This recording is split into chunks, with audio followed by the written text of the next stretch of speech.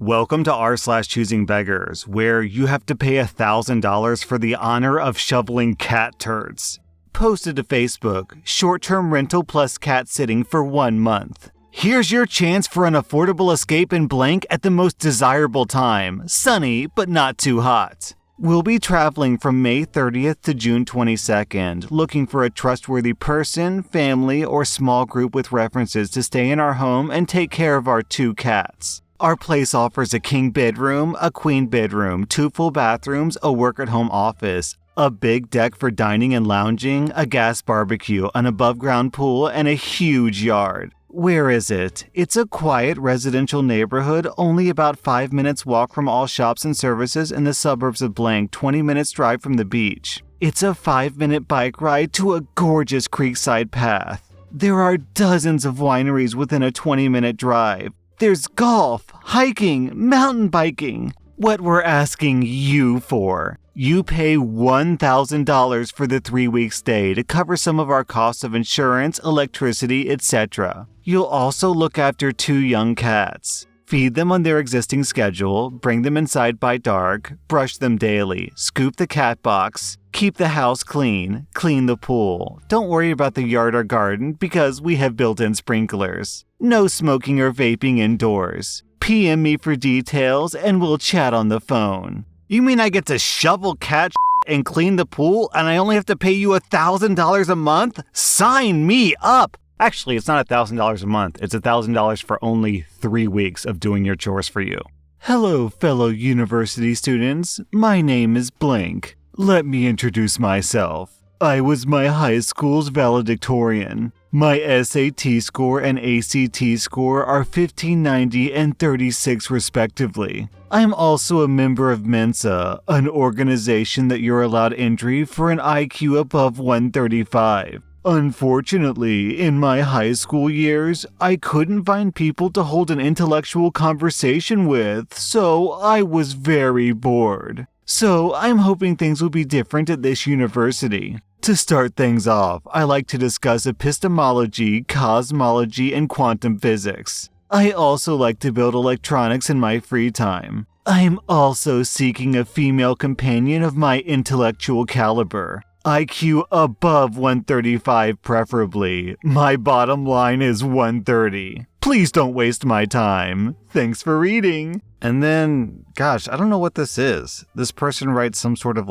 profile for themselves. Name blank, sex male, pronouns. I don't believe in that nonsense. Oh, I think it's what is the word for this? I think this is like a posting where people say, hey, this is who I am. If you want to room with me in a dorm, I can be your roommate and here's info about me. I'm a mechanical engineer. I worked with industry professionals in Raytheon and Northrop Grumman in my high school years to build advanced defense technologies. I sleep around 10:30 p.m. to 11 p.m. unless I'm tinkering with my work, waking up at 7 a.m. on the dot, usually. I believe in a full 8 hours of sleep to maintain bodily health and keep my brain functioning at maximum capacity. Wait, I just realized this guy's profile picture is Isaac Newton, so okay, this guy's like that, I gotcha. I believe in taking care of myself and my surroundings. I shower twice a day and brush my teeth after each meal. My study areas are wiped with Kleenex every single day, and my research papers and books are put in proper arrangements. I go on a 5-mile run every other morning, and I do a lot of calisthenics on the weekend around 5 p.m. to 6 p.m. No, I don't want a gym companion. I doubt you'll be able to keep up with my rigorous routines. Here are my requirements if you wish to dorm with me. No music, no playing video games, no videos on speaker. You must be plugged into a headphone. You must vacuum the dorm with me every day. We'll alternate. No bringing over uninvited guests. Only speak unless spoken to. The room must be absolutely pristine at all times. No dirty laundry, no garbage, etc. Do not touch any of my stuff. You must wear slippers in the dorm. I will provide them for you. Also, if you're not properly groomed, you're smelly, you have yellow teeth or stained clothes, I will not accept you. We can discuss intellectual topics if time allows. but it's fine if you're not intelligent enough, as long as you remain quiet. If you're interested, please PM me and give me your IQ score. I'm looking forward to meeting you. Man, for real, does anybody actually know their IQ score? And I'm not talking like, go to Google and type in what is my IQ score and do some random free test on a website and it's like, oh, you're whatever, 120 or whatever. Yeah, I don't think so, because to get your IQ tested, you have to get like a proctored exam in person, I think. And this guy expects people to just know their IQ score offhand. It's like, bro, who cares? Like, what's so weird to me is that these people can be so smart. I mean, clearly, if this guy got like a 1590 on the SAT, this guy's smarter than average. But how can you be so smart but so completely clueless when it comes to social skills? And also too dumb to realize that wiping surfaces with Kleenex isn't going to make a bit of difference unless it has some kind of disinfectant on it, you know what I mean? Like what? Does he think the furniture is sneezing? On this next post, OP is an artist on Twitter, and they haven't done an art giveaway in about 3 months. Then OP received this DM. You're effing annoying. You seem like a nice guy, but just F off. Then, 3 minutes later, okay, maybe that was rude. I'm sorry. I just haven't seen you do a giveaway in a while, and I think more people can benefit from your generosity for this community. Your tweets are good, and I'm glad that you're growing, but I'd love to win a giveaway one of these days.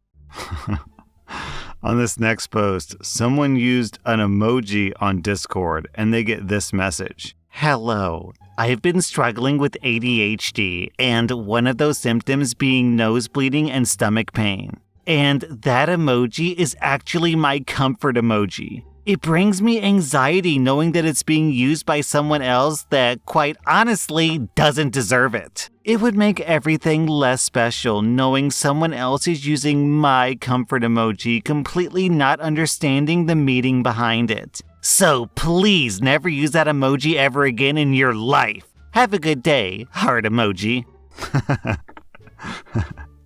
I feel like the only way to reply to this message would be to say, hello, sir. As a person with a heart, your use of the heart emoji is deeply offensive because I don't think you deserve it, so please never use the heart emoji again. Posted to Facebook. Hey there, Facebook. I've been debating on if I should post this. It's come to the point where I have no other options. I'm reaching out for some help with groceries. Any form of help is appreciated. Yes, I'm aware of the food bank and such. They offer a great service for those in need. Unfortunately, their food doesn't last long, and also it doesn't provide what my family needs as required by a nutritionist. We need high-protein foods, fruits, and vegetables. I would appreciate any form of help. I would also be willing to share more with anyone seeking to help, but would like to know more. Thank you from the bottom of my heart for even just reading this post.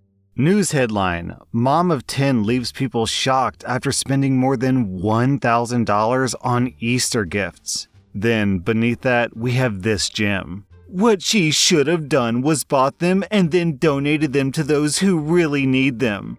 Does she even realize that some children don't even have an egg through no fault of their own? This is just ridiculous. Then, down in the comments, Rady Bobady points out who the mother who spent $1,000 actually is. This is a YouTuber called the Doherty Dozen. She has 10 kids, of which half are fostered, adopted, and special needs. She's an amazing mom, and I've only just learned of her, but she's a really good person. Wow, man, imagine going online and telling the mother of disabled foster kids how she has to spend her money. Man, the more I go down to these comments, the nicer of a woman she seems, because it seems like the baskets weren't filled with just candy and junk. Each kid got an outfit, a fishing pole so they could go fishing as a family together. They got better swimming gear so they could go swimming, some family-oriented toys. Honestly, the fact that she did all that for just $100 per kid is impressive. On this next post, OP is one of those people who does really elaborate Christmas lights in their house every Christmas. Then OP gets this message. I was wondering if you could put together a Christmas lights thing at my house like yours. My daughter loves it, but we live 25 minutes away and I can't drive there every night so she can see the lights. It would probably be impossible to get all the necessary parts in time for this year. Most of the vendors are out of stock, and ordering direct from the manufacturer takes months. If you want to get started for next year, you'll want to start ordering on February and March. I can't do the entire show for you, but I'd be happy to help. If you give me an idea of what you're looking to do, I can get you a parts list. Blank on YouTube is also an excellent place to get the basics. I need to do this year. Next year, she'll be older. She might not even care then. Sorry, but I don't think it's possible. I spent months building my first year. It's a very time-intensive project. Even if we had all the parts already, it would still be difficult. I have a few strands laying around. I could do a portion of your roof line, approximately 30 feet. It wouldn't have music, but you can change colors from an app on your phone. Thank you so much. Do you think that we could have a tree too? You have so many lights that it wouldn't be that big of a difference, and why can't we have music? No, a tree is the biggest and most expensive prop in the show. It accounts for 1/4 of all the pixels. Please, it's her favorite part. It's my favorite too. But you're not a child. I'll buy a tree from you. If I sell it to you, then I'll have to do hours of work changing the sequences to account for the missing pieces. It's literally the centerpiece of the show. Your tree is on the side, not the center. You should look up the word literally. You can get a new tree next Christmas, and the rest will be fine for this year. You have the snowflakes, presents, and the garage still. I only want one thing, so let me buy it. No.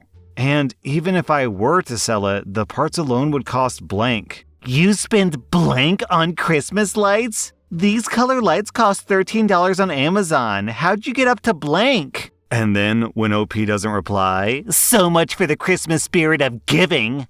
And then OP posted an update with context. My house has about 25,000 pixels that I sequence to music. It takes 2 weeks to set everything up and about 3 hours of sequencing per minute of show. She sent this to me on November 29th. Also, this was sent to the Facebook page for my show. I posted a video there last year that went semi-viral, and that's likely how she found me originally. Posted to Craigslist. I have a single room available for rent for only $450. I'm offering one private bedroom with all expenses paid, including groceries, to a long-term live-in nanny/caretaker. My daughter is 4 years old and starts kindergarten this year. I need you to drop her off and pick her up from school, as well as babysit her in the evenings and weekends when I have to work. I'm a single parent, and it's just my daughter and I in our 2-bedroom apartment home. My career requires me to work nights and weekends, so I would need you to be available to babysit her when I have to work as well. My daughter is not hard to take care of. She's smart and mostly self-sufficient at everything now, and she can even make her own cold meals. Babysitting her would not be difficult, and in fact, it's fun for the right candidate. She's a blast. She has no medical conditions, and she's mostly well-behaved. This position is ideal for someone retired who can be available for her needs full-time, anytime, and long-term.